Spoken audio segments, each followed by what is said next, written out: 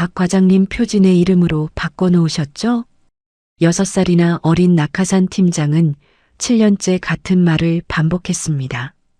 박상욱 과장이 3주 밤을 새워 만든 제안서는 언제나 그 팀장의 이름으로 올라갔고 500만 원 포상금도 부장 승진도 늘 팀장의 몫이었습니다.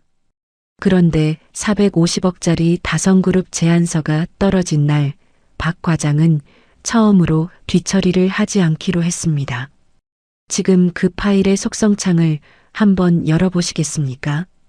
보고의 당일 회장님의 서늘한 한마디에 낙하산 팀장의 얼굴에서 핏기가 사라졌습니다. 그가 모르던 작성자 속성이라는 단 하나의 기록이 7년간의 거짓을 산산조각 내기 시작한 순간이었습니다. 이제부터 한 베테랑 직장인의 품격 있는 반격이 시작됩니다. 사연 시작 전에 구독과 좋아요를 눌러주시고 어디에서 듣고 계신지 댓글 남겨주시면 그곳으로 건강과 행복이 가득하길 기원하겠습니다. 박상욱 과장은 회의실 문 앞에서 잠시 멈춰섰다. 손에 든 USB가 무겁게 느껴졌습니다. 지난 3주 매일 밤 11시 넘어 퇴근하며 만든 한울식품 납품 제안서가 그 안에 들어 있었다. 페이지 수만 47장, 한 페이지 한 페이지 손으로 다듬은 것이었습니다. 문을 열고 들어가니 나경철 팀장이 노트북을 펼쳐놓고 기다리고 있었다. 42, 박 과장보다 6살이나 어린 사람이었습니다. 그러나 7년 전 어느 날 본사 인사발령 한 장으로 박 과장의 상사가 되었다. 오너 일가 먼 친척이라는 소문이 돌았고 미국 어느 대학 MBA를 나왔다는 이력이 따라다녔습니다. 실무는 단 한 번도 해본 적이 없는 사람이었다. 박 과장님 가져오셨어요? 나 팀장이 손을 까딱였다. 말은 분명히 존댓말이었지만 그 말꼬리에 매달린 가벼운 어조가 박 과장의 귀를 거슬렀습니다. 박 과장은 USB를 건넸고 나 팀장은 그것을 자기 노트북에 꽂으면서 한쪽 입꼬리를 올렸다. 표진의 이름으로 바꿔놓으셨죠? 네. 역시 박 과장님이세요. 그래서 제가 박 과장님한테만 일을 맡기는 거 아니겠어요? 박 과장은 고개를 살짝 숙였습니다. 대답은 하지 않았다. 7년 동안 이런 대화가 몇 번이었는지 셀 수도 없었습니다. 처음 한두 해는 분했고 3번째 해부턴 무뎌졌으며 5번째 해부터는 그냥 일이려니 했다. 그리고 7년째인 올해 박 과장은 자신의 마음 어딘가가 완전히 닳아버렸음을 알았다. 존댓말이라는 게 그랬습니다. 칼날 위에 비단을 덮어놓은 것 같았다. 표면은 부드럽지만 그 안엔 늘 날이 서 있었습니다. 나 팀장의 박 과장님은 7년째 단 한 번도 박 과장을 존중한 적이 없었다. 회의실에는 본부장과 한울식품 임원 둘이 앉아 있었습니다. 나 팀장이 자리에 앉자마자 슬라이드를 띄웠는데 첫 페이지에는 큰 글씨로 적혀 있었다. 기획팀장 나경철. 박 과장은 회의실 뒤편 끝자리에 앉았다. 늘 앉던 자리였습니다.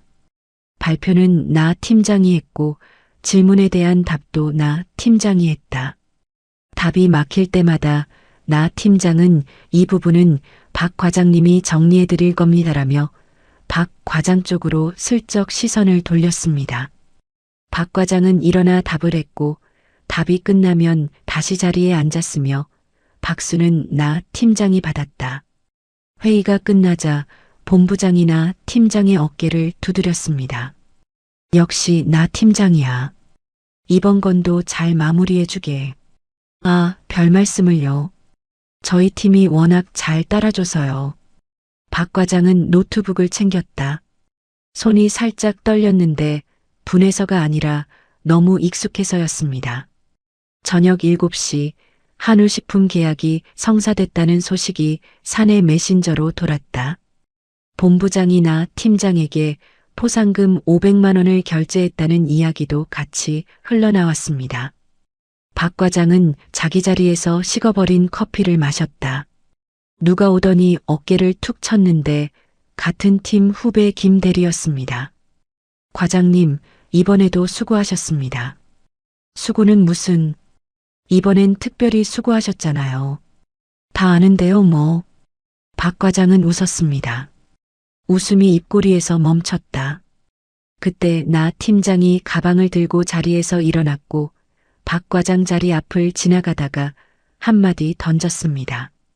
박 과장님, 수고하셨어요. 다음 주에 다성그룹 건도 잘 부탁드려요. 네, 팀장님.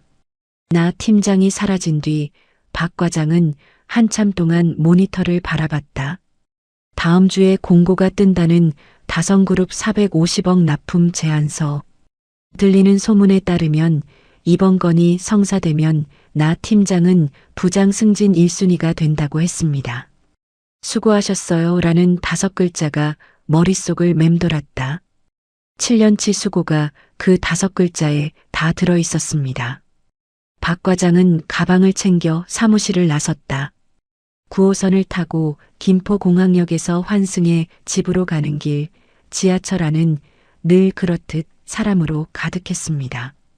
박 과장은 출입문 옆에 기대서서 휴대폰을 꺼내 아내에게 문자를 보냈다. 오늘도 늦었어. 미안. 답은 금방 왔습니다. 천천히 와요. 된장찌개 끓여놓을게. 박 과장은 휴대폰을 다시 주머니에 넣었다. 창밖으로 한강이 지나갔습니다. 18년 전 처음 입사하던 날도 이 노선을 탔다. 그때는 양복이 너무 컸고 지금은 양복이 너무 작아졌는데 사람은 그대로인데 옷만 줄어든 것 같았습니다. 집에 도착한 건 밤 10시 무렵이었다. 현관문을 여니 아내가 부엌에서 뚝배기를 불에 올리고 있었습니다. 오셨어요? 잠깐만요. 거의 다 됐어요. 응. 박 과장이 양복 상의를 벗어 옷걸이에 거는데 아들 방문이 슬며시 열렸다. 고등학교 3학년 아들이 조용히 걸어 나왔습니다. 키는 박 과장보다 컸고 어깨가 좁고 안경을 쓴 아이였다. 아내가 부엌에서 한번 돌아봤습니다. 아들, 아빠 오셨어. 네, 엄마. 아들은 거실 한가운데서 잠시 멈춰섰다. 무슨 말을 하려는 듯 입술을 달싹이더니 고개를 살짝 숙였습니다. 아빠. 응. 왜? 저학자금 대출 알아봤어요. 박 과장의 손이 멈췄다. 넥타이가 손에서 미끄러져 바닥에 떨어졌습니다. 뭐라고? 누나도 등록금 들고 저도 곧 대학 가야 하니까요. 미리 알아봤어요. 한국장학재단 거요. 이자도 많이 안 비싸고요. 부담 안 되시게. 박 과장은 아들을 바라봤다. 19살 키만 컸지 아직 어린 얼굴이었습니다. 그 얼굴이 아빠한테 부담 주기 싫다고 학자금 대출을 알아봤다고 말하고 있었다. 박 과장은 아무 말도 못했고 입이 떨어지지 않았습니다. 부엌에서 아내가 조용히 뚝배기 불을 줄이는 소리가 들렸다. 아내도 아들이 언제 얘기를 꺼낼까 기다리고 있었음이 분명했습니다. 들어가서 공부해. 아빠 이따 들어갈게. 네. 아들은 방으로 돌아갔다. 박 과장은 그 자리에 그대로 서 있었습니다. 한참을 서 있다가 바닥에 떨어진 넥타이를 주워들었다. 손이 떨렸습니다. 저녁상 앞에 앉았다. 된장찌개가 김을 뿜고 있었습니다. 박 과장은 숟가락을 들었다 놨다를 반복했다. 입맛이 없었습니다. 왜요? 어디 안 좋아요? 아내가 물었다. 박 과장은 고개를 저었습니다. 아니야. 좀 피곤해서 그래. 애가 며칠 전부터 고민하더라고요. 말을 꺼낼까 말까? 아내가 조용히 말했다. 박 과장은 숟가락을 내려놓았습니다. 당신은 알고 있었어? 엄마가 그걸 모르겠어요. 아내는 더는 말하지 않고 반찬을 밀어주었다. 그 침묵이 박 과장의 가슴을 눌렀습니다. 식사를 대충 끝내고 박 과장은 안방으로 들어갔다. 침대에 걸터 앉아 책상 서랍을 열었습니다. 18년치 급여 명세서가 클리어 파일에 정리돼 있었다. 박 과장은 그것을 한 장 한 장 넘겨봤습니다. 첫 해 월급 180만 원, 올해 월급 420만 원. 18년 동안 240만 원 올랐고 한 해에 13만 원씩 오른 셈이었다. 그동안 박 과장이 만든 제안서는 200건이 넘었습니다. 그중 계약으로 이어진 건이 150건이었고 회사에 가져온 매출만 어림잡아 8천억이었다. 그 8천억의 0.0001%도 박 과장 통장에 들어온 적이 없었습니다. 박 과장의 이름이 적힌 제안서는 단 한 건도 없었다. 박 과장은 클리어 파일을 덮었다. 잠시 천장을 바라봤고 그리고 눈을 감았습니다. 아들의 얼굴이 떠올랐다. 학자금 대출이라는 5글자가 떠올랐습니다. 그리고 7년 전 처음 나 팀장이 발령받아왔던 날 사무실에서 자기 책상에 명함을 올려놓던 그 손이 떠올랐다. 박 과장은 천천히 눈을 떴습니다. 다음 주 다성그룹 450억 제안서 공고가 뜬다. 만약 그 계약이 또 나 팀장 이름으로 올라간다면 나 팀장은 부장이 됩니다. 박 과장은 또 수고하셨어요. 한마디를 받게 되고 그리고 아들은 학자금 대출을 받는다. 박 과장은 침대 옆 협탁에서 휴대폰을 들었습니다. 메모장을 열었다. 손가락이 잠시 멈칫했다가 천천히 한 글자씩 적어 내려가기 시작했습니다. 나 팀장 보고 습관 1. 표지 작성자 이름만 확인 2. 핵심 숫자 맨 앞자리만 봄 3. 본문 세부 내용은 절대 안 읽음. 박 과장은 메모를 저장했다. 휴대폰 화면이 어두워졌고 거기에 자신의 얼굴이 비쳤습니다. 48배 박상욱가 거기 있었다. 18년을 묵묵히 살아온 사람의 얼굴이었습니다. 박 과장은 작은 목소리로 혼잣말을 했다. 이번 한 번만. 그리고 한 번 더. 이번 한 번만은 내 이름으로 가자. 창밖으로 가로등 불빛이 들어왔습니다. 박 과장은 그 불빛을 한참 동안 바라봤다. 다음 날 아침 8시 반 기획팀 회의실에 본부장이 들어섰다. 평소보다 10분 이른 시간이었습니다. 직원들이 하나둘 자리를 잡자 본부장은 서류 한 장을 테이블에 올려놓았다. 다성그룹 건 공고 떴네. 회의실이 일순 조용해졌습니다. 박 과장은 손에 들고 있던 커피잔을 천천히 내려놓았다. 다성그룹. 업계에서 모르는 사람이 없는 회사였습니다. 납품 규모만 해도 한 번에 수백억 단위였고 특히 이번 건은 450억짜리 대형 프로젝트라고 들었다. 송 회장이 직접 챙기는 거냐.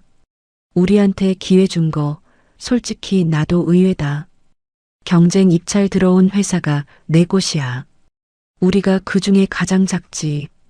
제안서 하나로 붙어야 돼. 본부장이 좌중을 둘러봤습니다. 시선이 나 팀장에게 멈췄다. 나 팀장, 자니가 총괄해. 한 달 안에 제안서 완성해서 올려. 이번 건 성사되면 연말 인사에 반영하겠네. 네, 본부장님. 맡겨만 주십시오. 나 팀장이 몸을 살짝 굽히며 대답했습니다. 그 목소리에 묻은 들뜸이 박 과장의 귀에 걸렸다. 연말 인사, 부장 승진. 나 팀장의 머릿속엔 이미 자기 이름 옆에 부장이라는 2글자가 붙어 있음이 분명했습니다. 본부장이 회의실을 나가자마자 나 팀장은 자리에서 일어나 박 과장 쪽으로 걸어왔다. 박 과장 자리 옆에 손을 짚고 허리를 살짝 숙였습니다. 박 과장님, 이번 건 박 과장님이 주도해 주세요. 제가 박 과장님만 믿습니다. 네. 다성그룹이면 송 회장이잖아요. 까다롭기로 소문났잖아요. 다른 사람은 못해요. 박 과장님이니까 믿고 맡기는 거예요. 알겠습니다. 아, 그리고 중간 보고는 생략해도 돼요. 박 과장님 스타일대로 쭉 진행하셨다가 완성되면 저한테 가져오세요. 제가 보고는 알아서 할게요. 나 팀장이 어깨를 툭 치고 돌아갔습니다. 박 과장은 모니터를 응시했다. 중간 보고 생략, 완성되면 가져와라. 나 팀장이 그렇게 말한 이유는 뻔했습니다. 과정엔 관심이 없고 이름만 바꿔서 본부장 앞에 서면 그만이기 때문이었다. 점심시간, 박 과장은 사내 카페 구석 자리에 앉아 아메리카노를 시켰습니다. 평소엔 팀원들과 같이 먹지만 그날은 혼자였다. 머리가 복잡했습니다. 450억. 이번 계약이 성사되면 나 팀장은 부장이 되고 박 과장은 또 한 번 수고하셨어요를 듣게 된다. 여기까진 늘 있던 일이었습니다. 늘 있던 일이었기에 여태까지 참았다. 그러나 이번엔 달랐습니다. 아들의 얼굴이 떠올랐기 때문이었다. 박 과장은 커피잔을 두 손으로 감쌌습니다.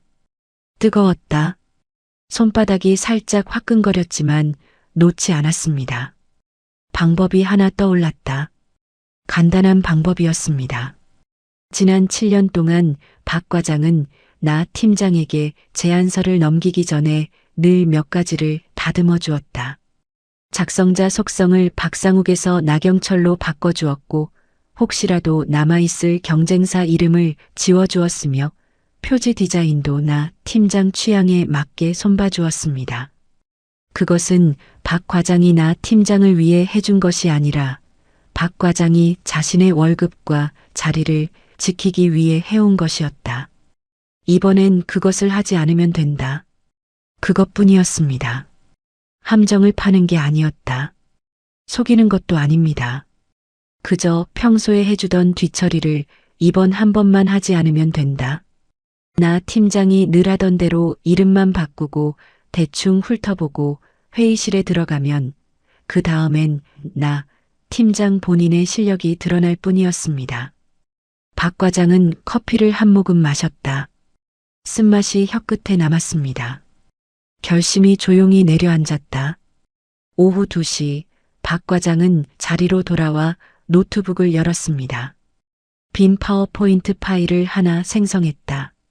파일명을 입력하는 칸에 손가락이 잠시 머물렀습니다. 평소 같으면 다성그룹 제안서 초안 정도로 적었을 것이다. 박 과장은 다른 이름을 쳤습니다. 다성그룹 제안서 박상욱. 박 과장은 엔터를 눌렀다. 모니터에 자신의 이름이 선명하게 떴습니다. 7년 만이었다. 아니, 어쩌면 18년 만인지도 몰랐습니다. 자신의 이름이 찍힌 제안서 파일을 만든 것이. 박 과장은 자판 위에 손을 얹었다. 등 뒤에서 나 팀장이 다른 직원에게 소리 지르는 게 들렸습니다. 아니, 이걸 이렇게 하면 어떡해요? 디테일이 생명이라고 제가 몇 번을 말했어요? 박 과장은 그 소리를 배경음악처럼 흘려들으며 첫 슬라이드를 만들기 시작했다. 그날부터 3주 동안 박 과장의 퇴근 시간은 밤 12시를 넘기는 일이 다반사였습니다. 사무실 불이 꺼진 뒤에도 박 과장 자리의 스탠드만 홀로 켜져 있는 날이 많았다. 다성그룹의 3년치 재무제표, 사업보고서, 송 회장의 신년사까지 박 과장은 전부 훑었습니다. 특히 송 회장이 작년 신년사에서 강조한 지속가능 경영이라는 단어가 박 과장의 눈에 걸렸다. 그것은 송 회장이 직접 고른 단어였음이 분명했습니다. 그리고 또 하나 다성그룹 부산 물류센터 이야기였다. 사업보고서 주석 17번의 감가상각 관련 단서가 숨어 있었습니다. 박 과장은 그 숫자를 역산했다. 3년 연속 적자, 규모는 작지 않았습니다. 다성 내부에서도 골칫덩어리일 가능성이 컸다. 박 과장은 그 문제에 대한 해결안을 제안서에 통째로 한 챕터 넣기로 결정했습니다. 다른 경쟁사들은 절대 파고들지 못할 부분이었다. 3주가 지난 일요일 밤, 박 과장은 마지막 슬라이드를 저장하고 의자에 몸을 기댔습니다. 사무실은 조용했다. 박 과장은 창가로 걸어가 밖을 내다봤습니다. 도심의 불빛이 멀리서 반짝였다. 박 과장은 자기 책상으로 돌아와 서랍에서 USB 하나를 꺼냈습니다. 집에서 가져온 개인 USB였다. 박 과장은 거기에 자기 이름이 박힌 최종 파일을 복사했습니다. 파일명은 다성그룹 제안서 박상욱, 작성자 속성도 박상욱 그대로였다. 지난 7년간 박 과장은 나 팀장에게 파일을 넘기기 전 늘 작성자 속성을 나경철로 바꿔주었고 혹시 남아있을 경쟁사 이름을 지워주었으며 표지까지 다듬어 주었습니다. 이번엔 그것을 하지 않을 참이었다. 7년간 해주던 뒤처리를 이번 한 번만 하지 않는 것, 그것이 박 과장의 결심이었습니다. 박 과장은 USB를 양복 안주머니에 넣었다. 묵직한 무게가 가슴팍에 닿았습니다. 7년 동안 한 번도 느껴본 적 없는 무게였다. 집에 돌아오는 길, 박 과장은 지하철 창밖을 한참 바라봤습니다. 마음 한구석이 고요했다. 오랜만이었습니다. 월요일 아침, 박 과장은 평소보다 1시간 일찍 출근했다. 사무실은 아직 비어 있었습니다. 박 과장은 자리에 앉아 노트북을 켜고 어젯밤 다 만들어둔 제안서 파일을 열었다. 첫 슬라이드 우측 상단에 작성자 이름이 적혀 있었습니다. 작성자 박상욱. 평소라면 이 자리에 나경철을 넣었을 것이다. 그게 7년간 박 과장이 해온 일이었습니다. 박 과장은 마우스 커서를 그 글자 위에 잠시 올려놓았다가 천천히 손을 뗐다. 이번엔 바꾸지 않는다. 그게 박 과장이 내린 결심이었습니다. 박 과장은 슬라이드를 한 장씩 넘겨봤다. 표지부터 마지막 페이지까지 47장, 어디 하나 손볼 곳이 없을 만큼 다듬어 놓았습니다. 다만 평소 같으면 따로 정리해 두었을 몇 가지를 그대로 두었다. 첫째, 18페이지 각주에 본 제안은 경쟁사 세진물산 제안서 대비 우위 요소를 포함하며라는 문구가 그대로 남아 있었습니다. 박 과장이 시장 조사 단계에서 참고로 적어둔 것이었다. 평소엔 최종본에서 지우는 부분이었지만 이번엔 그대로 두었습니다. 다성그룹과 세진물산 사이의 관계를 박 과장은 이미 알고 있었다. 작년 가을 다성이 세진물산과 거래를 끊었다는 소식은 업계에선 모르는 사람이 없었습니다. 둘째, 9페이지 할인율 페이지였다. 박 과장은 그 페이지를 다시 한번 들여다봤습니다. 슬라이드 상단엔 큰 글씨로 업계 최고 수준 15% 할인 제공이라는 문구가 박혀 있었고 그 아래엔 납품가와 할인액을 정리한 표가 작은 글씨로 들어가 있었다. 표에 적힌 할인율은 5%였고 할인액은 22억 5천만 원이었습니다. 450억의 5%를 계산한 금액이었다. 위에 큰 글씨와 아래 표가 서로 다른 숫자를 가리키고 있는 셈이었습니다. 누가 봐도 어색한 페이지였다. 그러나 나 팀장이 이런 페이지를 어떻게 읽는지 박 과장은 알고 있었습니다. 큰 글씨만 본다. 표는 안 본다. 표를 본다 해도 할인 두 글자만 확인하고 넘어간다. 박 과장은 그 페이지에서 손을 뗐습니다. 셋째, 가장 공들인 부분은 따로 있었다. 32페이지부터 38페이지까지 7장에 걸쳐 박 과장은 다성그룹 부산 물류센터 건을 다루었습니다. 사업보고서 주석 17번에서 시작된 추적이었다. 3년 연속 적자, 누적 손실 78억. 다성 내부에선 입에 올리기도 꺼리는 골칫덩어리라는 소문이 돌고 있었습니다. 박 과장은 그 적자의 원인을 분석하고 해결안을 제시했다. 단순히 박 과장이 만든 제품을 납품하는 차원의 이야기가 아니라 그 제품을 매개로 부산 물류센터의 적자 구조 자체를 바꾸는 그림이었습니다. 송 회장이 직접 챙기는 건이라면 송 회장의 눈에 띌 만한 한 방이 있어야 했다. 박 과장은 32페이지를 한참 들여다봤습니다. 송 회장의 작년 신년사에서 가져온 문장이 페이지 상단에 인용돼 있었다. 우리 다성은 단순한 거래처가 아닌 함께 문제를 풀어가는 동반자를 찾고 있습니다. 다성그룹 송영우 회장, 신년사. 박 과장은 그 인용문을 처음 본 사람처럼 다시 한번 읽었습니다. 송 회장의 마음을 움직일 단 한 문장이 거기 있다고 박 과장은 믿었다. 오전 8시 사무실이 차츰 사람들로 채워지기 시작했습니다. 나 팀장은 8시 20분쯤 출근했다. 늘 그랬듯 손에 아이스 아메리카노 한 잔을 들고 있었습니다. 박 과장 자리 옆을 지나가다 멈춰서서 한마디 던졌다. 박 과장님, 다성그룹 건 잘 진행되고 있죠? 네. 거의 마무리 단계입니다. 오, 빠르네요. 역시 박 과장님이세요. 보고는 다음 주 수요일이라고 들었습니다. 맞아요. 본부장님이 직접 들어오신다고 하셨고, 다성 쪽에서도 회장님이 직접 오신답니다. 네. 박 과장님 보고 전날까지 저한테 메일로 보내주세요. 제가 한번 검토할게요. 알겠습니다. 나 팀장은 만족스러운 듯 웃으며 자기 자리로 돌아갔습니다. 박 과장은 모니터를 응시했다. 검토. 7년 동안 나 팀장이 박 과장의 제안서를 단 한 번이라도 제대로 검토한 적이 있었던가? 박 과장이 그 기억을 떠올리려 했지만 단 한 장면도 떠오르지 않았습니다. 박 과장은 월요일 하루를 더 파일을 다듬으며 보냈다. 수치 하나, 조사 하나까지 다시 확인했습니다. 화요일 오전까지도 박 과장은 제안서의 곳곳을 매만졌다.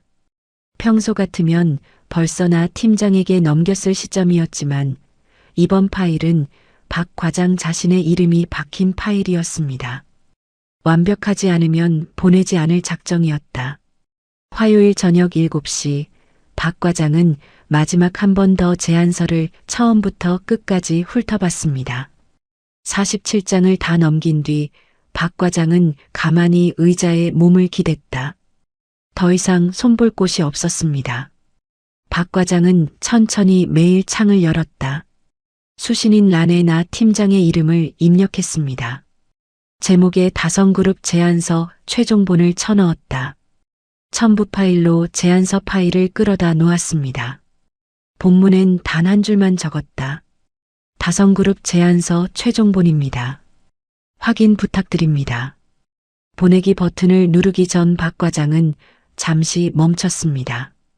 평소 같으면 여기에 작성자 속성은 팀장님 이름으로 수정해 두었습니다라는 문장을 한 줄 덧붙였을 것이었다. 지난 7년간 단 한 번도 빠뜨린 적 없는 문장이었습니다. 그러나 이번엔 그 문장을 적지 않았다. 박 과장은 보내기 버튼을 눌렀습니다. 메일이 발송됐다는 알림이 모니터 우측 하단에 잠시 떴다가 사라졌다. 박 과장은 모니터를 닫고 잠시 의자에 몸을 기댔습니다. 양복 안주머니에 USB가 가슴팍에 가만히 닿아 있었다. 어젯밤 집에서 복사해 넣어둔 자신의 최종본이었습니다. 박 과장은 양복 위를 손바닥으로 한번 가만히 짚었다. 거기에 자기 이름이 들어 있었습니다. 그로부터 2시간쯤 지났을 때 박 과장은 나 팀장 자리 쪽을 슬쩍 살폈다. 나 팀장의 메일함은 아직 열려 있었고 박 과장이 보낸 메일은 읽지 않은 상태 그대로였습니다. 나 팀장은 그 메일을 옆에 두고 다른 사람과 웃으며 통화하고 있었다. 박 과장은 조용히 시선을 거뒀습니다. 밤 9시쯤 박 과장은 사무실을 나섰다.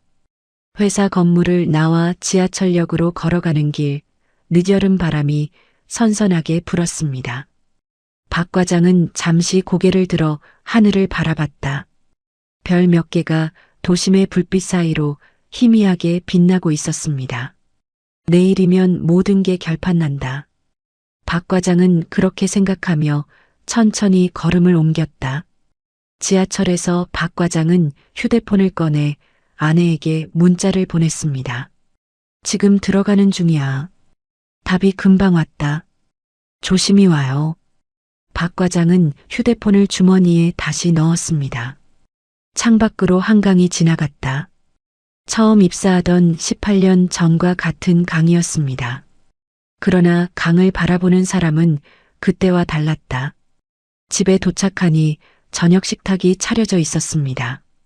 아들이 식탁에 앉아 휴대폰을 들여다보다가 박 과장을 보고 슬쩍 웃었다. 아빠 오셨어요. 응, 그래. 잘 됐다. 박 과장은 아들 맞은편에 앉았습니다. 아내가 된장찌개를 식탁 가운데 올려놓았다. 박 과장은 잠시 아들의 얼굴을 바라봤습니다. 19살 키만 컸지 아직 어린 얼굴이었다. 그 얼굴에 학자금 대출이라는 단어를 달지 않게 하고 싶었습니다. 그게 박 과장이 내일까지 버텨야 할 이유였다. 화요일 밤 박 과장은 침대에 누웠지만 잠이 오지 않았다. 천장을 바라보며 몇 번이나 뒤척였습니다. 옆에서 아내는 이미 잠들어 있었다. 박 과장은 새벽 2시쯤 일어나 부엌으로 나와 물을 한 잔 마셨습니다. 식탁에 앉아 창밖을 바라봤다. 가로등 불빛 아래로 바람에 흔들리는 나뭇가지가 보였습니다. 박 과장은 자기 가슴에 손을 얹었다. 쿵쿵 뛰고 있었습니다. 18년 전 처음 입사 면접을 보러 가던 날 이후로 처음 느껴보는 심장 박동이었다. 새벽 4시쯤 다시 잠자리에 들었고 알람 소리에 눈을 뜬 건 6시였습니다. 보고 당일 아침이었다. 아내가 평소보다 일찍 일어나 아침을 차려놓고 있었습니다. 된장국과 계란말이 그리고 김치가 식탁에 올라 있었다. 오늘 중요한 날이라 그랬잖아요. 잘 드시고 가요. 응, 고마워. 박 과장은 숟가락을 들었습니다. 입맛이 없었지만 천천히 씹어 넘겼다. 아내가 커피를 내리며 말했습니다. 잘 될 거예요. 당신이 18년 동안 해온 일인데. 박 과장은 고개를 끄덕였다. 아무 말도 하지 않았습니다. 아내가 어디까지 알고 있는지, 어디까지 짐작하고 있는지 박 과장은 몰랐다. 그러나 아내는 무언가를 이미 알고 있는 눈치였습니다. 집을 나서기 전 박 과장은 양복을 다시 한번 살폈다. 안주머니 속 USB가 제자리에 있었습니다.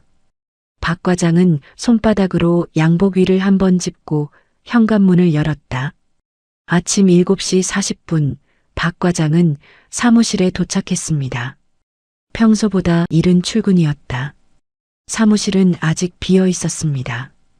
박 과장은 자기 자리에 앉아 노트북을 켰다.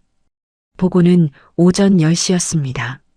나 팀장은 8시 30분에 출근했다. 늘 그렇듯 손엔 아이스 아메리카노가 들려 있었습니다. 박 과장 자리 앞을 지나가다 멈춰서서 웃었다. 박 과장님, 오늘 저희 드디어 한 건 하는 거죠? 네. 제가 본부장님한테 박 과장님 고생 많이 하셨다고 잘 말씀드릴게요. 연말에 좋은 소식 있을 거예요. 감사합니다. 나 팀장은 자기 자리로 돌아가 노트북을 켰다. 그러고는 메일함을 열었습니다. 박 과장이 어제 보낸 제안서 메일이 여전히 읽지 않은 상태로 맨 위에 있었다. 박 과장은 모니터를 응시하는 척하면서 나 팀장 자리 쪽을 곁눈으로 살폈습니다. 8시 45분 나 팀장은 드디어 박 과장의 메일을 클릭했다. 첨부 파일을 다운로드하는 소리가 박 과장 자리까지 들리진 않았지만 박 과장은 그 순간을 피부로 감지할 수 있었습니다. 나 팀장은 파일을 열었다. 박 과장은 모니터 화면을 보는 척하면서 귀를 기울였습니다. 나 팀장의 입에서 작은 소리가 나왔다. 박 과장의 손끝이 살짝 멈췄습니다. 박 과장님, 나 팀장이 박 과장을 불렀다. 박 과장은 천천히 의자에서 일어나 나 팀장 자리로 갔습니다. 네, 팀장님. 이거 작성자 이름이 아직 박 과장님으로 되어 있는데요. 나 팀장이 모니터를 가리켰다. 첫 슬라이드 우측 상단에 작성자 박상욱라고 적혀 있었습니다. 박 과장은 그 화면을 바라봤다. 박 과장은 천천히 입을 열었습니다. 아, 죄송합니다. 제가 마지막에 깜빡했나 봅니다. 바꿔드리겠습니다. 아니에요. 제가 바꿀게요. 박 과장님 바쁘시잖아요. 나 팀장은 웃으며 마우스를 움직였다. 박 과장은 한 걸음 뒤로 물러섰습니다. 나 팀장은 첫 슬라이드의 작성자 이름 텍스트 박스를 더블 클릭했다. 거기 박상욱라고 적혀 있는 글자를 지우고 나경철이라고 쳐넣었습니다. 슬라이드 표지 우측 상단에 기획팀장 나경철이라는 이름이 자리 잡았다. 나 팀장은 저장 버튼을 눌렀습니다. 모니터 우측 하단에 저장됨이라는 알림이 떴다. 시각은 오전 8시 47분이었습니다. 나 팀장은 그것으로 자기 이름이 완벽하게 바뀌었다고 믿었다. 파일 표지에 자기 이름이 박혀 있고 본문에도 나경철이라는 글자가 몇 군데 들어가 있으니 그걸로 끝이라고 생각했습니다. 파일 자체에 남아있는 속성이라는 보이지 않는 기록이 있다는 것을 나 팀장은 단 한 번도 생각해 본 적이 없었다. 평소에 그것까지 바꿔주던 사람이 박 과장이었기 때문이었습니다. 박 과장은 그 시각을 마음속에 새겼다. 오전 8시 47분. 보고 1시간 13분 전이었습니다. 자, 됐어요. 이제 제 이름으로 돼 있네요. 나 팀장은 만족스러운 듯 웃었다. 그러고는 슬라이드를 한 장씩 넘기기 시작했습니다. 박 과장은 한 걸음 더 뒤로 물러서서 그 모습을 지켜봤다. 나 팀장은 슬라이드를 넘기는 속도가 빨랐습니다. 한 장에 2초, 길어야 3초였다. 첫 페이지, 두 페이지, 세 페이지, 그렇게 빠르게 넘어갔습니다. 나 팀장이 뭘 확인하고 있는지 박 과장은 알고 있었다. 큰 글씨와 핵심 숫자뿐이었습니다. 9페이지에 도달했다. 할인율 페이지였습니다.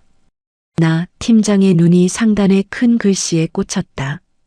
15% 할인, 450억, 오케이.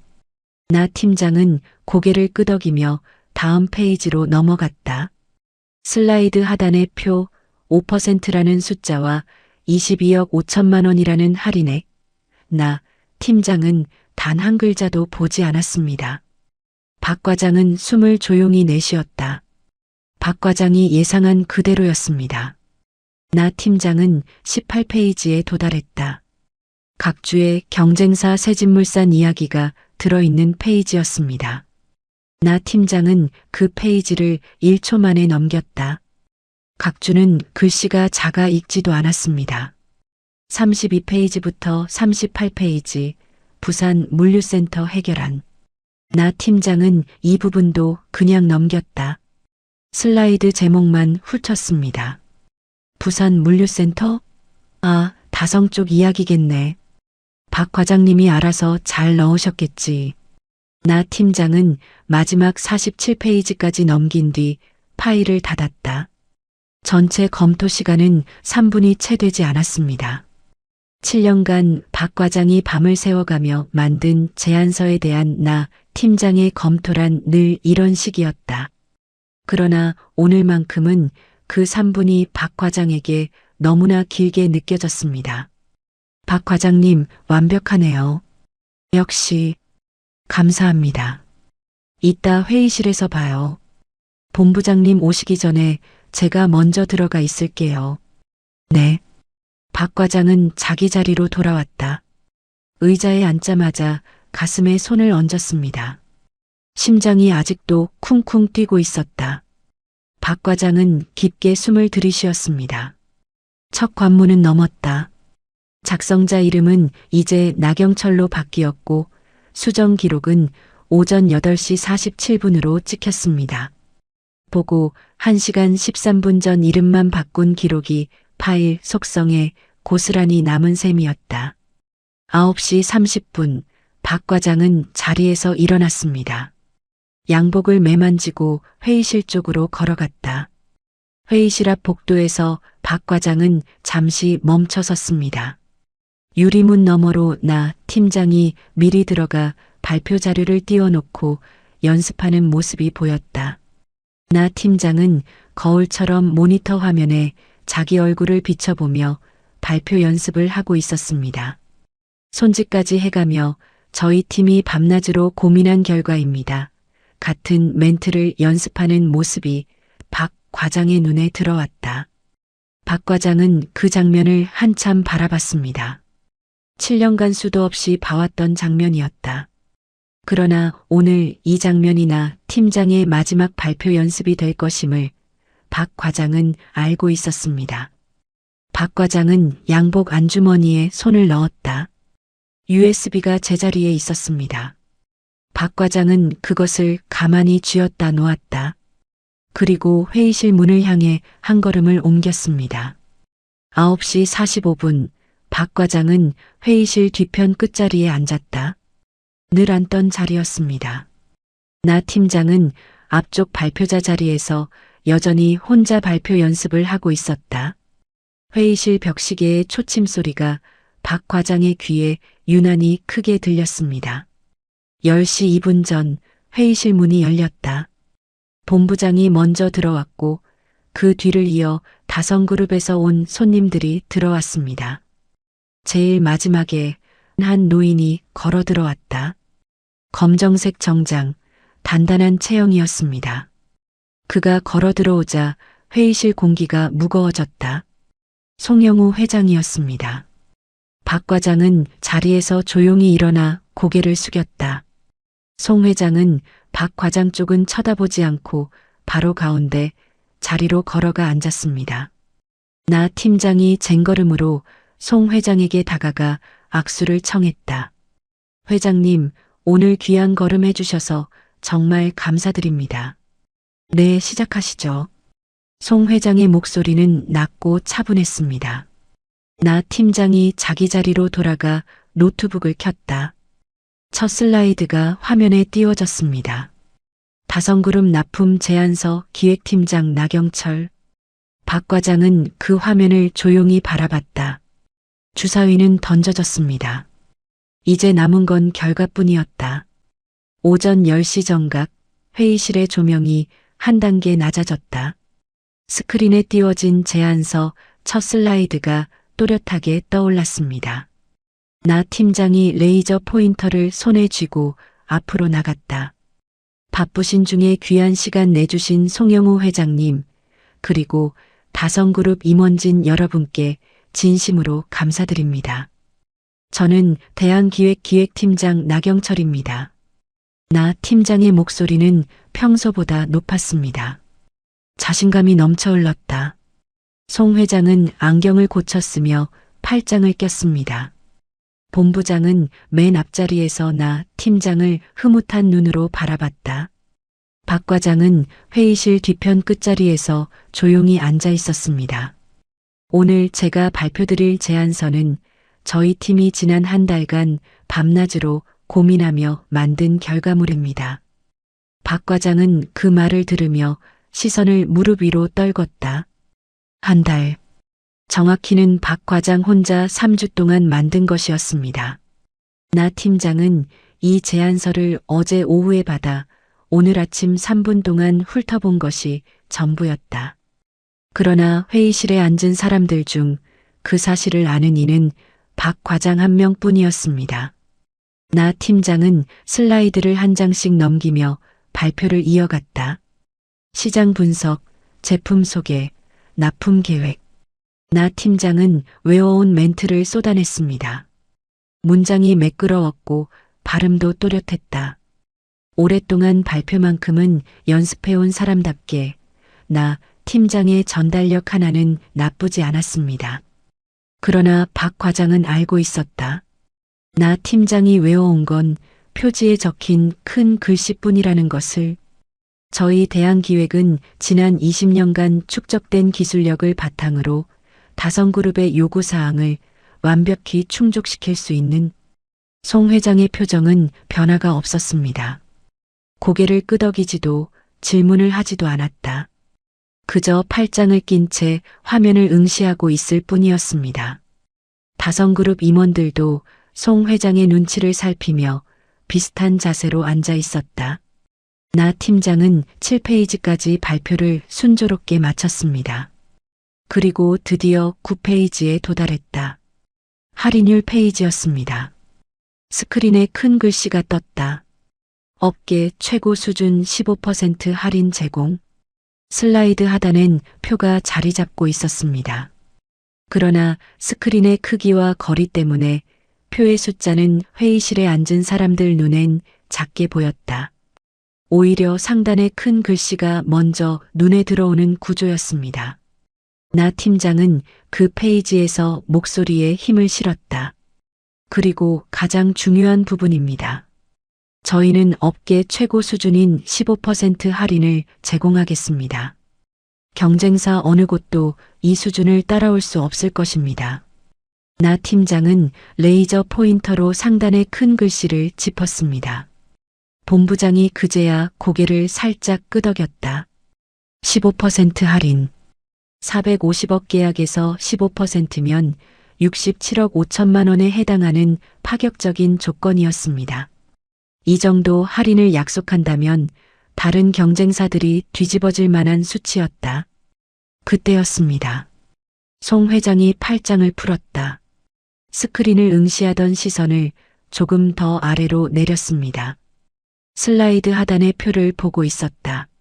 송 회장의 눈썹이 미세하게 움직였습니다. 회의실이 잠시 조용해졌다. 나 팀장은 송 회장의 표정 변화를 미처 눈치채지 못했습니다. 다음 슬라이드로 넘기려고 마우스에 손을 올렸다. 그 순간 송 회장이 입을 열었습니다. 나 팀장님. 낮고 차분한 목소리였다. 회의실 전체에 울렸습니다. 나 팀장의 손이 멈췄다.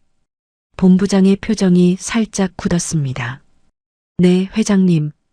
지금 화면에 띄워진 할인율이 15% 맞습니까? 네, 그렇습니다. 업계 최고 수준의 15% 할인입니다. 나 팀장은 다시 한번 자신 있게 답했다. 송 회장은 천천히 고개를 갸웃했습니다. 그런데 슬라이드 아래쪽 표엔 할인율이 5%라고 적혀 있는데요. 회의실이 순간 얼어붙었다. 본부장의 고개가 휙 돌아갔습니다. 나 팀장의 눈동자가 흔들렸다. 나 팀장은 레이저 포인터로 스크린을 가리켰지만 손이 살짝 떨리고 있었습니다. 네. 아, 저 어디예요? 슬라이드 하단표 두 번째 줄 말입니다. 납품가 450억에 할인율이 5%, 할인액이 22억 5천만 원이라고 적혀 있습니다. 계산해보면 5%가 맞네요. 송 회장이 천천히 말했다. 회의실에 있던 모든 시선이 스크린 하단의 표로 쏠렸습니다. 나 팀장은 그제야 스크린을 제대로 바라봤다. 표 안의 숫자가 또렷하게 보였습니다. 할인율 5%, 할인액 22억 5천만 원. 나 팀장의 얼굴이 하얗게 질렸다. 이마에 땀방울이 맺히기 시작했습니다. 입이 벌어졌지만 한동안 소리가 나오지 않았다. 아, 그게 오타입니다, 회장님. 15%가 맞습니다. 아래표는 오타인 것 같습니다. 오타요? 송 회장이 되물었다. 나 팀장은 다급하게 고개를 끄덕였습니다. 네네. 저희가 마지막에 자료를 정리하면서 실수가 있었던 것 같습니다. 15%가 확정된 수치입니다. 그럼 저희 다성이 받게 될 할인은 67억 5천만 원인 겁니까? 네, 그렇습니다. 67억 5천만 원입니다. 나 팀장은 얼떨결에 확답을 했다. 그 순간 본부장의 입에서 짧은 숨이 새어나왔습니다. 본부장은 고개를 천천히 나 팀장 쪽으로 돌렸다. 그 눈빛에 담긴 것이 무엇인지 박 과장은 뒷자리에서 또렷이 볼 수 있었습니다. 450억 계약에서 할인율 5%와 15%의 차이는 45억이었다. 45억은 대한기획의 한 해 영업이익 중 적지 않은 비중을 차지하는 금액이었습니다. 본부장은 그 계산을 이미 머릿속으로 끝낸 표정이었다. 나 팀장이 지금 이 자리에서 얼떨결에 회사에 45억 원의 추가 부담을 지운 셈이었습니다. 송 회장은 팔짱을 다시 끼고 나 팀장을 바라봤다. 나 팀장님, 이 제안서를 직접 작성하신 게 맞습니까? 네, 물론입니다. 나 팀장은 반사적으로 답했다. 그 순간 박 과장은 고개를 들어 송 회장의 표정을 살폈습니다. 송 회장은 나 팀장에게서 시선을 떼지 않고 있었다. 마치 사냥감을 바라보는 매처럼 조용하지만 깊은 시선이었습니다. 한 달 동안 밤낮으로 준비하셨다고 하셨죠? 네, 그렇습니다. 한 달 동안 준비한 제안서의 같은 페이지 안에서 할인율이 2개가 적혀 있고 그 중 하나가 오타라는 말씀이시군요. 송 회장의 말투는 느렸다. 한마디 한마디를 또박또박 끊어서 말했습니다. 나 팀장은 대답을 하지 못하고 입술만 움직였다. 회의실엔 침묵이 흘렀습니다. 본부장의 미간이 깊게 패였다. 다성그룹 임원들은 서로의 눈치를 살피고 있었습니다. 나 팀장의 이마에서 땀 한 방울이 턱 선을 타고 흘러내렸다. 회장님, 죄송합니다. 확인이 미흡했던 점, 확인이 미흡한 게 아닌 것 같은데요. 송 회장의 목소리가 한층 더 낮아졌습니다. 그리고 송 회장은 몸을 앞으로 조금 기울였다. 테이블에 팔꿈치를 가볍게 올려놓으며 나 팀장을 정면으로 바라봤습니다. 나 팀장님, 제가 한 가지 부탁을 드려도 되겠습니까? 네, 회장님. 뭐든지 말씀만 하십시오. 지금 그 파일의 속성창을 한번 열어보시겠습니까? 회의실의 공기가 멈췄다.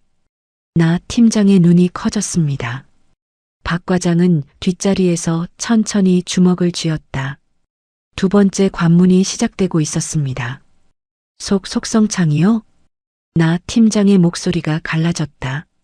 송 회장은 천천히 고개를 끄덕였습니다.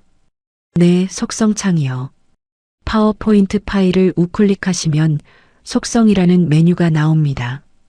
거기 들어가면 파일을 만든 사람이 누구인지 나와 있지요. 송 회장의 목소리엔 조금의 동요도 없었다. 오히려 너무 차분해서 듣는 사람의 등골을 서늘하게 만드는 목소리였습니다. 나 팀장은 마우스 위에 손을 올려놓고 잠시 멈춰 있었다. 손이 살짝 떨리고 있었습니다. 회장님, 그게 왜 그러십니까? 어려운 일도 아닌데요. 송 회장은 여전히 차분했다. 나 팀장은 본부장을 한번 쳐다봤습니다. 도움을 청하는 눈빛이었다. 그러나 본부장은 입을 꾹 다물고 팔짱을 낀 채 정면만 바라보고 있었습니다. 본부장은 이미 뭔가를 눈치챘다는 표정이었다. 나 팀장이 스스로 수습하기를 기다리는 것이 아니라 이제 손을 쓸 수 없는 단계에 들어섰음을 인지한 표정이었습니다. 나 팀장은 마우스를 움직이려 했다. 그러나 손가락이 말을 듣지 않았습니다. 몇 번을 더듬거린 끝에 겨우 파일을 우클릭했다. 우클릭 메뉴가 화면에 떴습니다. 나 팀장의 눈이 급하게 메뉴를 훑었다. 그러나 속성이라는 단어가 어디 있는지 찾지 못하고 있었습니다. 마우스 커서가 메뉴 위를 이리저리 방황했다. 회의실에 앉은 사람들은 그 화면을 모두 함께 보고 있었습니다. 나 팀장이 속성이라는 메뉴 하나를 찾지 못해 쩔쩔매는 그 모습을 다성그룹 임원들과 본부장과 송 회장이 전부 지켜보고 있었다. 박 과장은 뒷자리에서 조용히 눈을 감았다 떴습니다. 송 회장이 한마디를 더 보탰다. 맨 아래쪽에 있습니다. 아, 네. 나 팀장은 떨리는 손으로 맨 아래 속성 항목을 클릭했다. 작은 창 하나가 화면에 떴습니다. 속성 창이었다. 세부정보 탭으로 가보시죠. 송 회장의 말에 따라 나 팀장은 세부정보 탭을 클릭했다. 그 순간 화면에 또렷한 글자가 떠올랐습니다. 작성자 박상욱 과장. 회의실의 공기가 얼어붙었다. 다성그룹 임원 중 한 명이 조용히 짧은 신음을 흘렸습니다. 본부장의 미간이 순간 일그러졌다. 송 회장은 아무 말도 하지 않고 그 화면을 응시했습니다. 그 침묵이 회의실 전체를 짓눌렀다. 나 팀장의 얼굴은 이미 핏기가 사라져 있었습니다. 나 팀장님. 네, 회장님. 작성자 항목에 적혀 있는 이름이 누구 이름입니까? 박상욱입니다. 나 팀장님 성함은 나경철 아니십니까? 네, 그렇습니다. 그러면 이 파일을 만드신 분이 나 팀장님이 아니라는 얘기네요. 작성자라는 건 이 파일을 처음 만든 사람을 뜻하는 것이니까요. 송 회장의 목소리는 여전히 낮았다. 그러나 그 낮은 목소리가 회의실 전체를 짓누르고 있었습니다. 한 달 동안 밤낮으로 준비하셨다는 그 제안서, 작성자 이름 하나가 나 팀장님 이름이 아니군요. 이걸 어떻게 설명하시겠습니까? 나 팀장은 입을 벌렸지만 목소리가 나오지 않았다. 입술만 발삭였습니다. 그 침묵 속에서 송 회장은 팔짱을 풀고 테이블 위에 양손을 올려놓았다.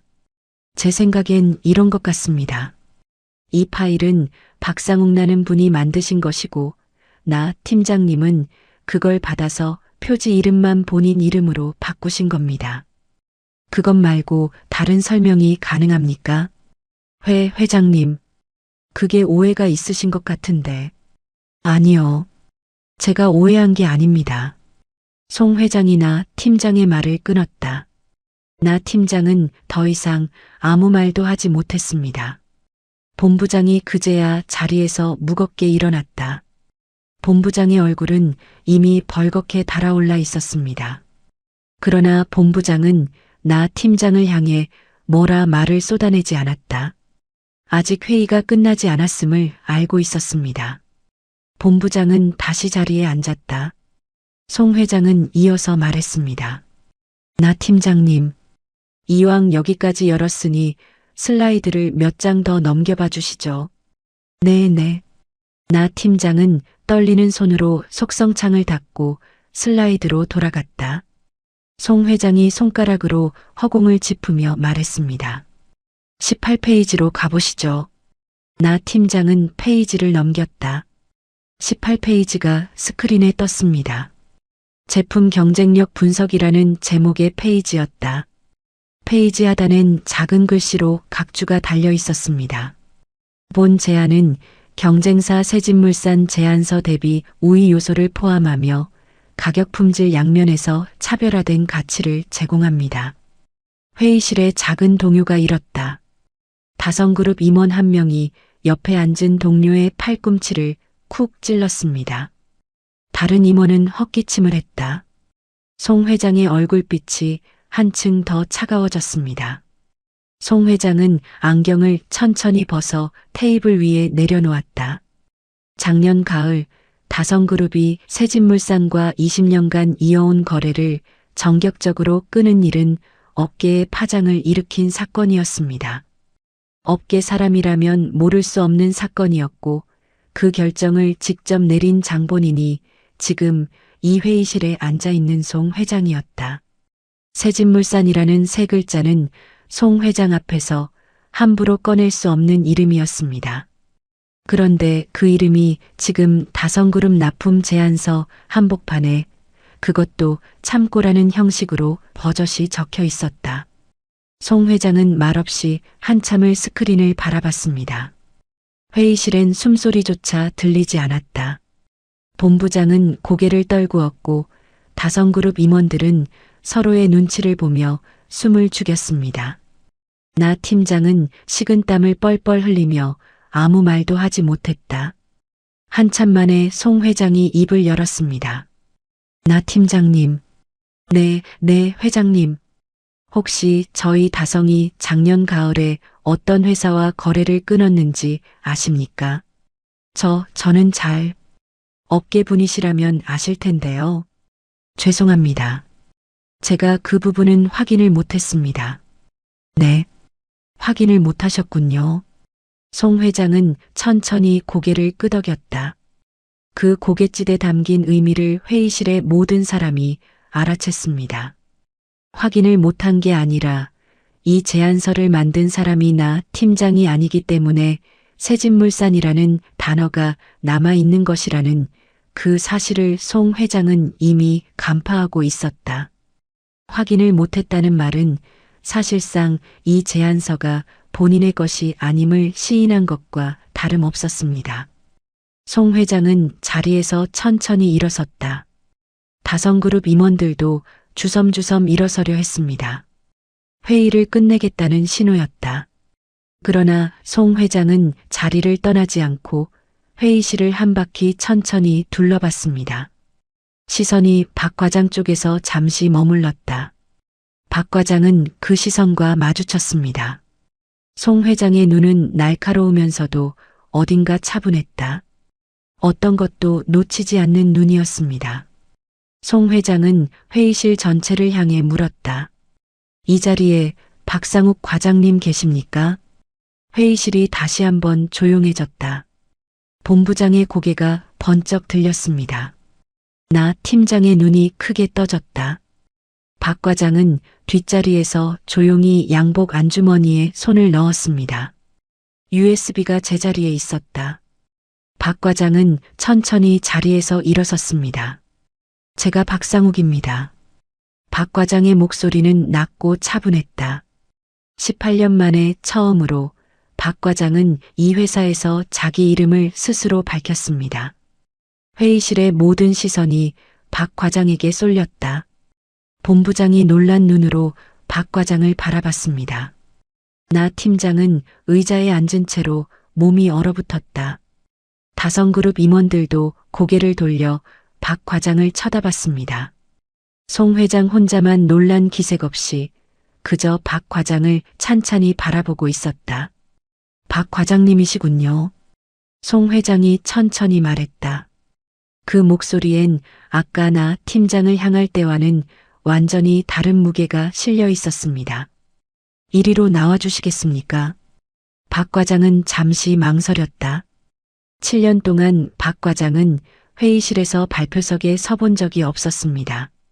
늘 뒷자리에 앉아 있었고 질문이 오면 일어서서 답을 한 뒤 다시 자리에 앉는 것이 전부였다. 그러나 오늘 박 과장은 처음으로 앞으로 걸어나가야 했습니다. 박 과장은 자리에서 일어섰다. 양복 매무새를 한번 가다듬고 테이블 사이의 통로를 따라 회의실 앞쪽으로 걸어갔습니다. 발걸음은 느리지 않았다. 그러나 서두르지도 않았습니다. 18년 경력이 그 걸음 하나에 담겨 있었다. 박 과장이 발표자 자리 근처에 도착하자 송 회장이 입을 열었습니다. 박 과장님, 혹시 이 제안서를 박 과장님이 만드신 것이 맞습니까? 박 과장은 잠시 송 회장을 바라봤다. 그리고 고개를 살짝 숙이며 답했습니다. 네, 맞습니다. 한 달간 혼자서 작업하신 것도 맞습니까? 그렇습니다. 회의실에 짧은 침묵이 흘렀다. 나 팀장은 고개를 푹 숙인 채 아무 말도 하지 못했습니다. 본부장의 얼굴에 복잡한 표정이 떠올랐다. 분노와 당혹감, 그리고 무언가를 이제야 이해했다는 표정이었습니다. 송 회장이 이어서 말했다. 박 과장님, 이 자리에서 제가 한 가지 부탁을 드려도 되겠습니까? 네, 회장님. 박 과장님이 직접 이 제안서를 다시 한번 발표해 주실 수 있으시겠습니까? 저는 제대로 된 설명을 듣고 싶습니다. 박 과장은 잠시 말이 없었다. 발표석 앞에 서 있는 나 팀장을 한번 바라봤습니다. 나 팀장은 여전히 고개를 숙인 채였다. 본부장 쪽을 한번 쳐다봤습니다. 본부장은 박 과장과 눈이 마주치자 짧게 고개를 끄덕였다. 허락의 의미였습니다. 네, 회장님. 발표드리겠습니다. 박 과장은 양복 안주머니에 손을 넣어 USB를 꺼냈다. 그 USB가 회의실 조명 아래에서 짧게 반짝였습니다. 나 팀장은 그 순간 고개를 들어 박 과장을 바라봤다. 나 팀장의 눈이 크게 떠졌습니다. 그 USB가 뭘 의미하는지 나 팀장은 단박에 알아챘다. 박 과장이 이 모든 것을 예상하고 미리 준비해뒀다는 사실을 그 작은 USB 하나가 말해주고 있었습니다. 박 과장은 나 팀장 자리 옆을 지나며 천천히 노트북 앞에 섰다. 나 팀장은 자리에서 일어나 뒤로 물러섰습니다. 박 과장은 나 팀장이 띄워놓은 파일을 닫고 자기 USB를 노트북에 꽂았다. 잠시 후 파일 하나가 화면에 떠올랐습니다. 다성그룹 제안서 박상욱. 파일 이름이 스크린에 떴다. 박상욱라는 세 글자가 회의실 스크린에 또렷하게 박혔습니다. 박 과장은 그 화면을 한번 올려다봤다. 가슴 어딘가가 뜨거워졌습니다. 그러나 박 과장은 표정을 바꾸지 않고 파일을 클릭해 첫 슬라이드를 띄웠다. 다성그룹 납품 제안서 기획팀 박상욱 과장. 송 회장이 작게 고개를 끄덕였습니다. 박 과장은 천천히 숨을 고른 뒤 발표를 시작했다. 안녕하십니까. 대한기획기획팀 박상욱 과장입니다. 부족하지만 지금부터 제가 다성그룹을 위해 준비한 제안서를 발표드리겠습니다. 박 과장의 목소리는 낮았다. 그러나 그 낮은 목소리가 회의실 구석구석까지 또렷하게 전달됐습니다. 18년간 수많은 제안서를 만들어 왔지만 자기 목소리로 발표를 하는 것은 처음이었다. 박 과장은 조금도 떨지 않았습니다. 자신이 만든 자료였다. 한 글자 한 글자 자기 손으로 쓴 것이었습니다. 발표가 떨릴 이유가 없었다. 박 과장은 슬라이드를 넘기기 시작했습니다. 시장 분석, 제품 소개, 납품 계획. 나 팀장이 3분 만에 훑어넘긴 내용을 박 과장은 한 페이지마다 정확한 근거와 데이터를 짚어가며 설명했다. 다성그룹이 작년까지 어떤 거래선을 이용해 왔는지, 그 거래선에서 어떤 문제점이 발생했는지, 대안기획이 어떤 방식으로 그 문제를 해결할 수 있는지 박 과장은 하나하나 논리적으로 풀어냈습니다. 송 회장의 자세가 조금씩 앞으로 기울어졌다. 아까 나 팀장의 발표를 들을 때와는 다른 자세였습니다. 팔짱을 풀고 테이블에 팔꿈치를 올려놓고 박 과장의 말에 집중하고 있었다. 다성그룹 임원들의 펜이 움직이기 시작했습니다. 수첩에 뭔가를 적는 소리가 들렸다. 박 과장은 9페이지에 도달했다. 할인율 페이지였습니다. 박 과장은 그 페이지를 바라본 뒤 담담하게 설명을 이어갔다. 아까 회장님께서 지적하신 할인율 부분에 대해 먼저 말씀드리겠습니다. 이 슬라이드는 원래 저희의 제안과 협상 단계를 시뮬레이션한 페이지입니다. 상단은 최대 제한 가능한 수준인 15%, 하단은 실질 적정 수준인 5%였습니다. 저희가 최종 확정하기로 한 수치는 5%, 금액으로 22억 5천만 원입니다. 박 과장은 본부장을 한번 바라봤다. 본부장의 얼굴에 안도감이 스쳐 지나갔습니다. 45억이라는 추가 부담이 없어진 순간이었다. 박 과장은 송 회장 쪽으로 시선을 돌렸습니다. 다만 저희는 숫자 하나로 승부하는 것이 아니라 저희가 다성그룹에 드릴 수 있는 실질적 가치로 승부하고 싶습니다. 그래서 이 제안서에서 가장 공들인 부분은 가격이 아닙니다. 박 과장은 슬라이드를 넘겼다. 32페이지가 화면에 떴습니다. 스크린 상단에 커다란 인용문이 박혀 있었다. 우리 다성은 단순한 거래처가 아닌 함께 문제를 풀어가는 동반자를 찾고 있습니다. 다성그룹 송영우 회장, 작년 신년사. 송 회장의 눈동자가 그 문장 위에서 멈췄다. 송 회장이 작년 신년사에서 직접 고른 문장이었습니다. 그 문장이 지금 낯선 회사의 제안서 한복판에 자리 잡고 있었다. 송 회장은 한참 동안 그 문장을 응시했습니다. 박 과장은 천천히 말을 이어갔다.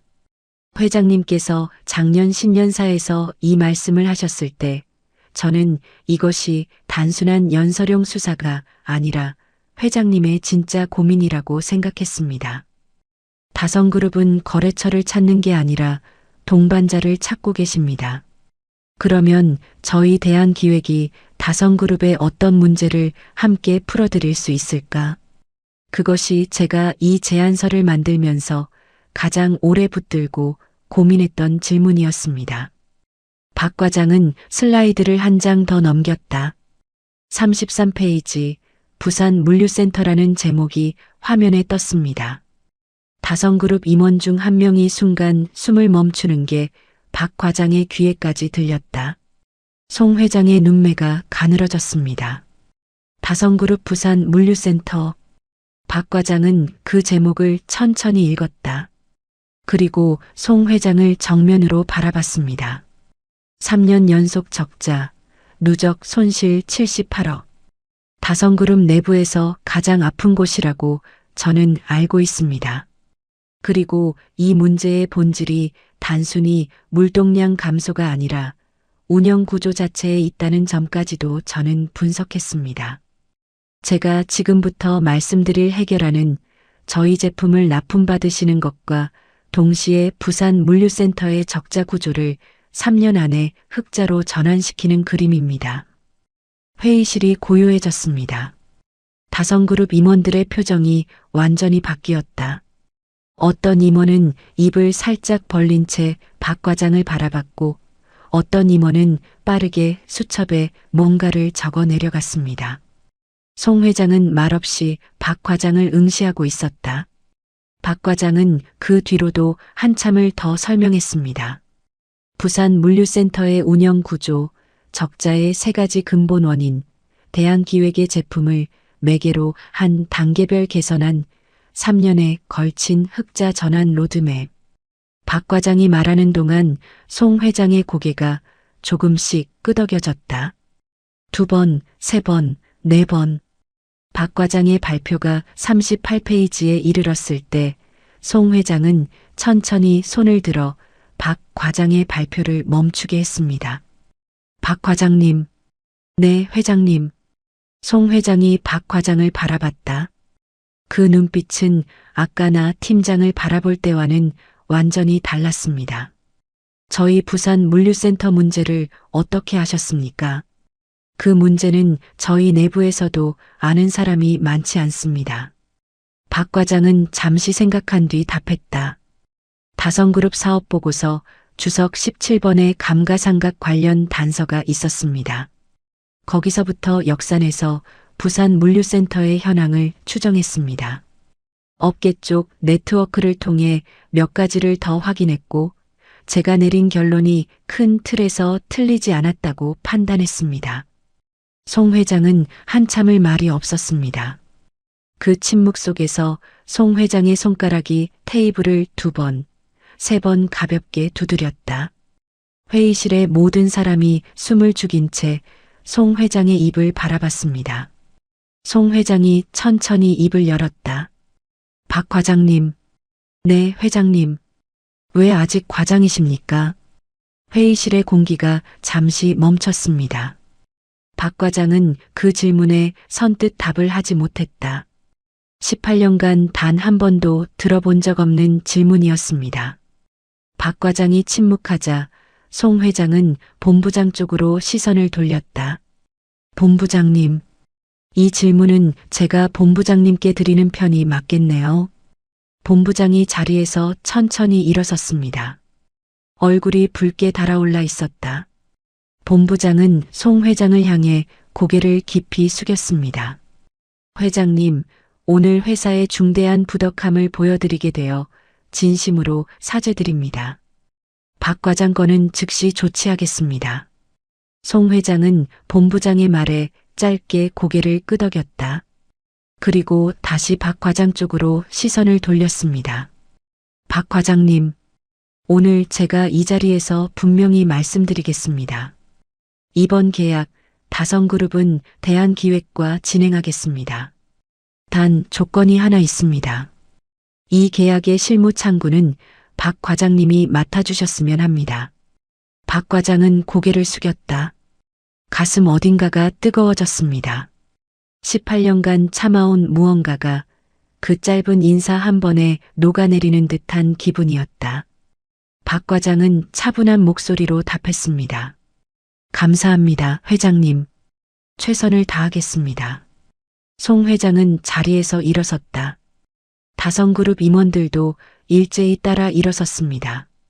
송 회장은 회의실을 나서기 전에 박 과장 앞에서 잠시 멈춰섰다. 그리고 손을 내밀었습니다. 박 과장은 송 회장과 악수를 나눴다. 송 회장의 손은 따뜻했습니다. 송 회장은 낮은 목소리로 한마디를 남겼다. 박 과장님 같은 분이 제대로 일하실 수 있는 자리가 만들어지길 바랍니다. 그리고 송 회장은 회의실을 나갔습니다. 다성그룹 임원들이 그 뒤를 따랐다. 회의실 문이 닫히고 본부장이 길게 숨을 내쉬었습니다. 나 팀장은 여전히 발표석 옆에서 고개를 숙인 채 서 있었다. 박 과장은 그나 팀장 쪽을 한번 바라봤습니다. 아무 감정도 없었다. 그저 한 시절이 지나갔다는 생각이 들었을 뿐이었습니다. 박 과장은 노트북에서 자기 USB를 뽑았다. USB를 다시 양복 안주머니에 넣었습니다. 그 안주머니의 묵직한 무게가 여전히 거기 있었다.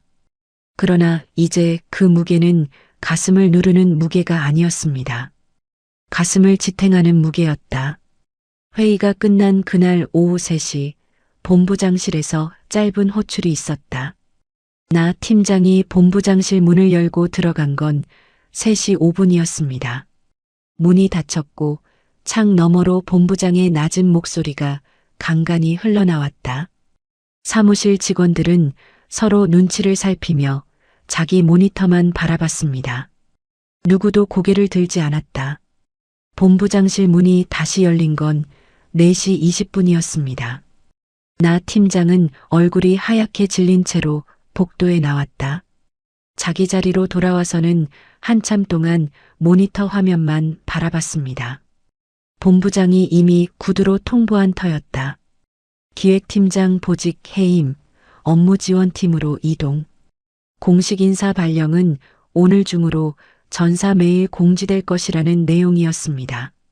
업무지원팀은 기획팀과는 층이 다른 부서, 말 그대로 잡무를 지원하는 곳이었다. 직급은 그대로 차장이지만 보직은 사라졌습니다.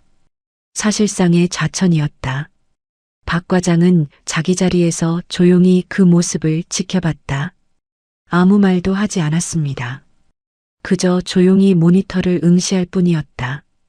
5시 무렵 인사팀에서 공지 메일이 사내 전체에 발송됐습니다. 메일 제목은 짧았다. 인사 발령 공지.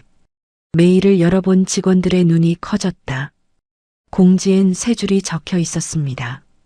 나경철 차장 기획팀장 보직 해임, 업무지원팀 발령. 박상욱 과장 차장 승진, 다성그룹 TF 팀장 내정. 발령일자 이길부. 사무실이 술렁였다. 김 대리가 자기 자리에서 벌떡 일어나 박 과장 쪽으로 다가왔습니다. 차장님, 진심으로 축하드립니다. 아직 차장 아니야. 내일부터잖아요. 공지 떴잖아요. 김 대리의 목소리가 크게 들렸다. 다른 직원들도 고개를 돌려 박 과장을 바라봤습니다. 박수 소리가 한두 명에게서 시작되더니 이내 사무실 전체로 번졌다. 박 과장은 살짝 고개를 숙였습니다. 박수를 받는 것도 18년 만에 처음이었다. 그날 저녁 박 과장은 평소보다 일찍 퇴근했습니다. 집에 도착하니 저녁 7시였다. 현관문을 여니 아내가 부엌에서 뭔가를 붙이고 있었습니다. 기름 냄새가 집안에 가득했다. 뭘 이렇게 많이 해? 박 과장이 물었다. 아내는 프라이팬을 뒤집으며 답했습니다. 오늘 당신 기분 좋을 것 같아서. 내가 말한 적 없는데. 말 안 해도 알아요. 18년을 같이 산 사람인데. 박 과장은 그 말에 잠시 아무 말도 하지 못했다. 부엌으로 들어가 아내 옆에 섰습니다. 아내는 고개를 돌려 박 과장을 바라봤다. 아내의 눈이 살짝 붉어져 있었습니다. 축하해요. 고마워. 박 과장은 그 자리에서 아내의 어깨를 잠시 감쌌다. 아내는 프라이팬을 내려놓고 앞치마에 손을 닦았습니다. 그 순간 아들이 방에서 나왔다. 아들은 거실에 서서 박 과장을 바라봤습니다. 아빠, 응? 학자금 대출 안 받아도 돼요? 아들은 조심스럽게 물었다. 박 과장은 아들을 바라보며 고개를 끄덕였습니다. 안 받아도 돼. 아빠가 다 책임질게. 아들의 눈이 살짝 붉어졌다. 그러나 아들은 울지는 않았습니다. 그저 고개를 한번 끄덕이고 박 과장에게 다가와 아빠의 어깨를 가볍게 토닥였다.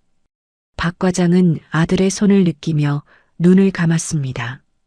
19살 아들이 아버지의 어깨를 토닥이는 그 짧은 순간이 박 과장의 18년을 전부 녹여내는 것 같았다. 그리고 일주일이 흘렀습니다. 일주일 뒤 금요일 저녁 기획팀 전체 회식이 있었다. 박 차장의 승진 축하와 다성그룹 TF 발대를 겸한 자리였습니다. 회식 장소는 회사 근처 삼겹살집이었다. 팀원 12명이 긴 테이블에 둘러앉았고 박 차장은 상석에 앉았습니다. 예전 같으면 나 팀장이 앉았을 자리였다. 공교롭게도 그날 같은 삼겹살집 맞은편 방에서는 업무지원팀 회식이 있었습니다. 직원들이 저쪽 방에 나 차장님 오셨더라 하고 수군거리는 소리가 박 차장의 귀에 들렸다. 같은 가게, 다른 방. 복도를 사이에 두고 한쪽에선 승진 축하가, 다른 쪽에선 조촐한 신입 환영회가 열리고 있었습니다. 박 차장은 그 소리를 들으면서도 내색하지 않았다. 그저 팀원들이 따라주는 술잔을 받아 넘길 뿐이었습니다. 회식은 처음엔 다소 어색했다. 그러나 술잔이 몇 잔 돌자 분위기가 풀렸습니다. 팀원들은 박 차장에게 축하 인사를 건넸고 박 차장은 술잔을 받으며 고개를 살짝 숙여 인사했다. 김 대리는 박 차장 옆에 붙어 앉아 연신 술을 따랐습니다. 박 차장은 그 술잔을 받으며 조용히 웃었다. 회식이 중반에 접어들었을 무렵 박 차장은 화장실에 가려고 자리에서 일어섰습니다. 삼겹살집 화장실은 건물 복도 끝에 있었다.